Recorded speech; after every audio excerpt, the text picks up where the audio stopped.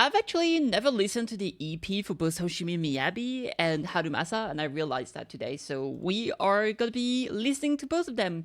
I know like it's a lot of music, but sometimes we actually get some of the, we get some additional lore and stuff like that. And surprisingly enough, I still haven't played through their character stories. So I'm gonna have to be doing that very, very soon. But yeah, in the meantime, let's actually have a look. Here it says Hoshimi Miyabi Daybreak, like daybreak coming. Also Akatsuki, Red Moon, Ayo. My, how you've grown. You'll catch up to Mommy my god, soon. this again. I just hope you will have a peaceful childhood. Mommy will always be with you. Oh god. 罪深き身を隠して崩れゆく世界を背に救いを求めて闇の底から震える声で叫んでる Oh my god. 曇った魂はやがて光放つ果てなき闇夜にもつれた心は今星のない空を切り裂いた暁が来るように Damn, holy crap. 闇の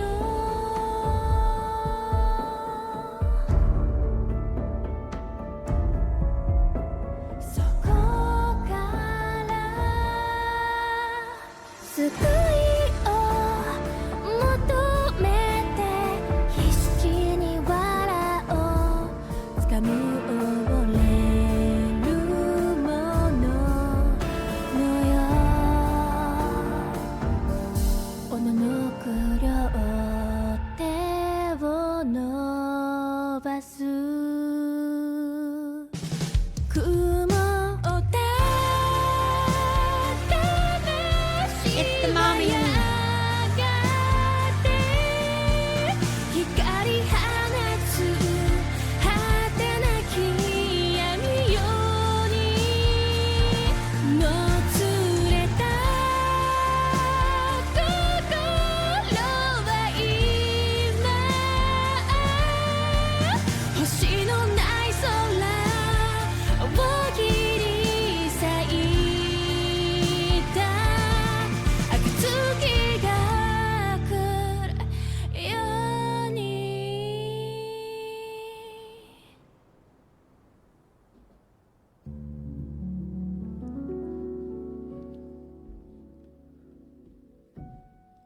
Man, that music hits so hard, dude. Oh my god. So there's obviously a few things. Here we can see like My, how you've grown. obviously when the disaster happened, and I guess like a lot, like like everybody was getting like transformed into ethereal. Her mom kind of sacrificed herself, it seemed, for her. So I don't know if like she ended up like kind of, I don't know if she skewered herself on a weapon or something to save Miyabi or something. Obviously here we can see her throughout the years come here to pay respect to the fallen, and especially her mother, right? The father is here. The father is really pretty, by the way. Animation is really good. Obviously you can see like the demon creatures here, the ethereal eye. So what I'm really wondering is this a representation of what the curse power that exists in her blade or not?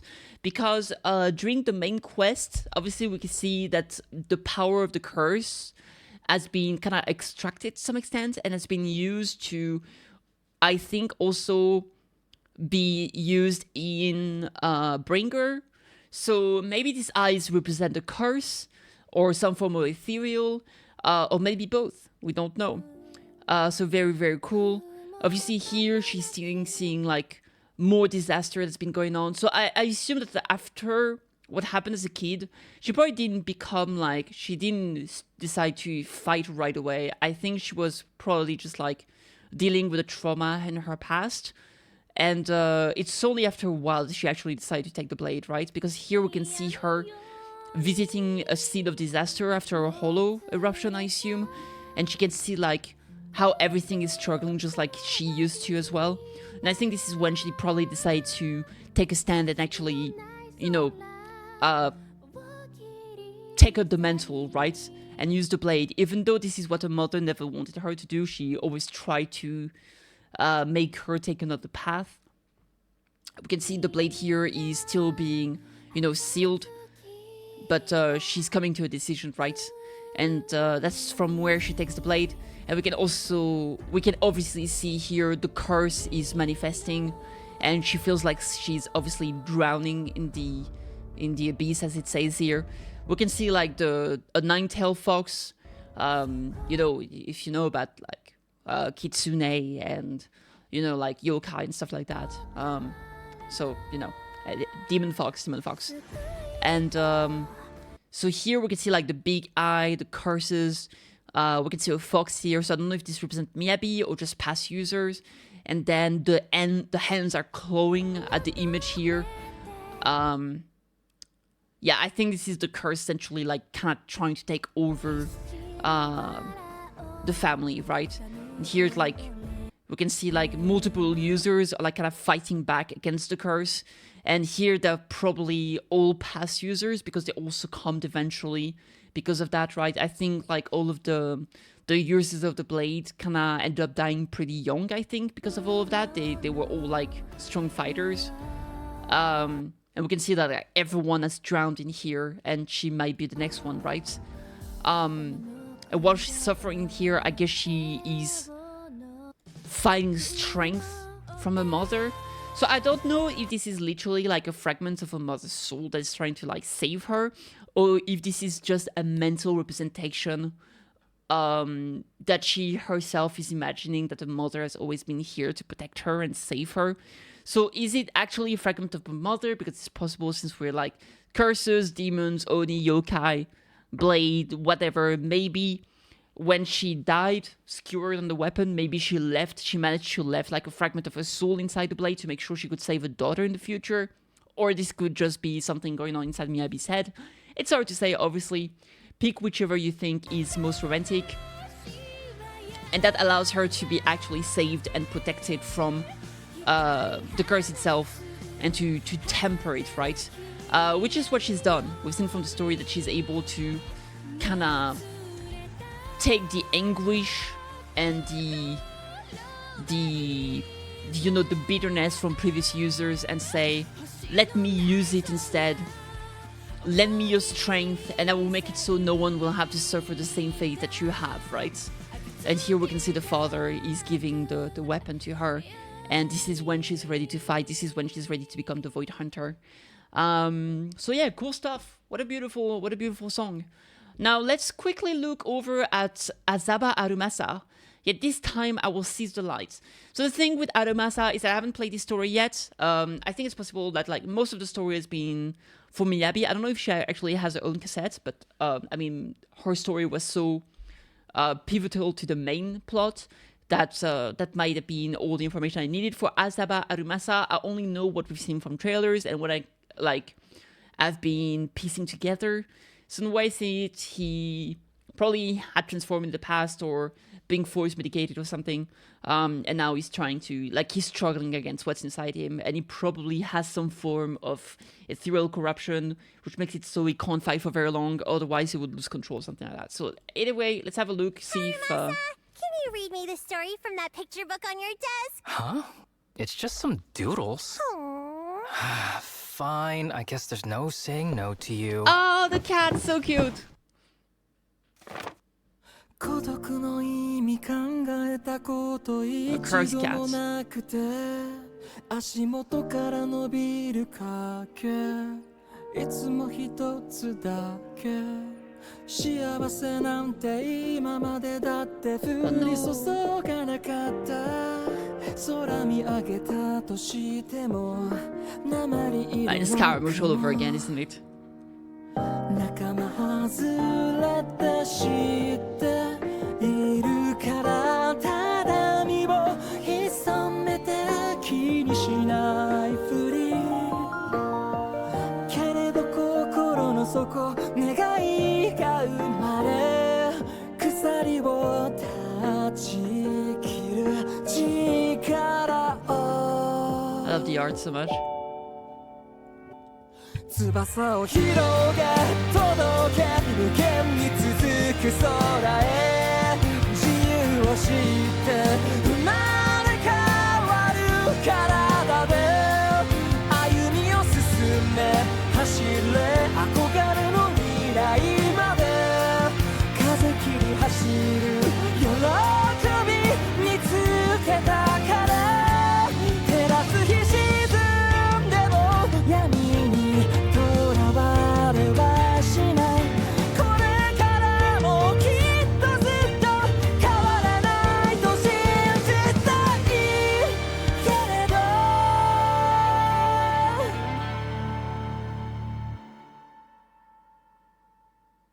翼は崩れ消えて底のない暗闇へ引きずるくらい鎖に絡め取られそれでも今度こそは掴み取るよ光を大切な人が待ってるからたどり着けるあの場所まで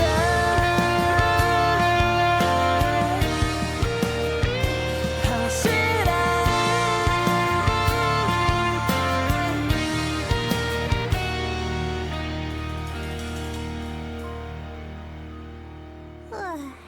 Kitty, don't be scared, Wildflower.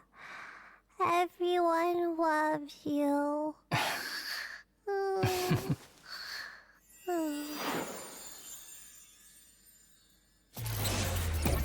Alright, so the way I see it, and keep in mind, I haven't played the story yet, so it's pure speculation, right? But essentially, the way I see it is that, obviously, he was born different, right? For X or Y reason, maybe he was born different, maybe he ended up being corrupted or something. And essentially, he has this power inside of him that could cause issues or that would make it so people are scared of him. We've seen that in previous trailer where like the kid is super scared of him. So maybe he's half ethereal for some reason.